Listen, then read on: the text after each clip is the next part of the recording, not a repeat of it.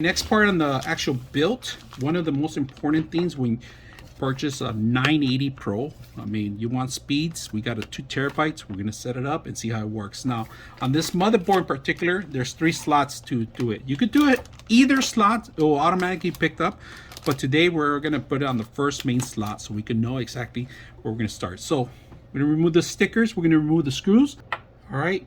We're able to remove the slot. If you guys can see, it has thermal tape already, so they give you extra tape for the other slots, but my recommendation is use this one first, don't use the other one. Now for the M.2, there's already a little lock in place in here, if you guys can see it.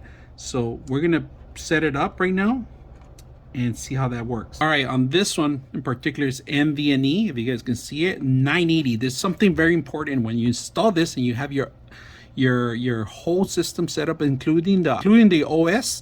It's very important to download the Samsung NVMe application. You need to do a firmware upgrade on this one. The reason is that these are failing. Any 980, 970 and 990s are having issues right now, especially in 980. You need to download the Wizard, the Samsung Wizard SSD NVMe software. Once you do that, it's gonna let you know if it needs the firmware. Now, if you bought it recently, you might be up to date. So that's another thing too.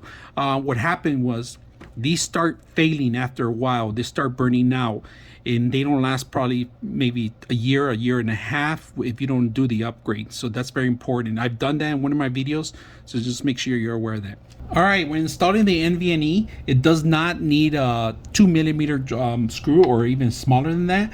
Basically, once you set it up, there's a lock mechanism here, and it actually goes right over it. So you don't need a screw for this motherboard. It goes right over, it locks in place. Just make sure it go all the way up, and you don't have to worry about any screw in here, which is screwless, which is fine. This is a perfect thing. So those that lose the screw, like I do, I lose them constantly, have to reorder them. You don't have to do that no more. Now the next step is to make sure you set this properly how it was, and just make sure you mock it first, so you don't have to mess it up, because once you set this up, it's gonna be hard to remove. So this is the thermal tape that we're gonna remove, the actual plastic. Don't touch the thermal tape because it's a little moist in there. So we added the M.2 NVMe in here. We have plenty of slots for another one here and another one here, but today we're just gonna set one up. All right, here's the final sequence. We install Windows 11 on this. RGB lighting built in the actual GPU. We're going to correct that right now from Celsius to Fahrenheit. We're going to go ahead and change the lighting to match maybe the case, but we need to download the application here. We are going to install a couple of things too, and I can feel the fan sucking the air out, sucking it in.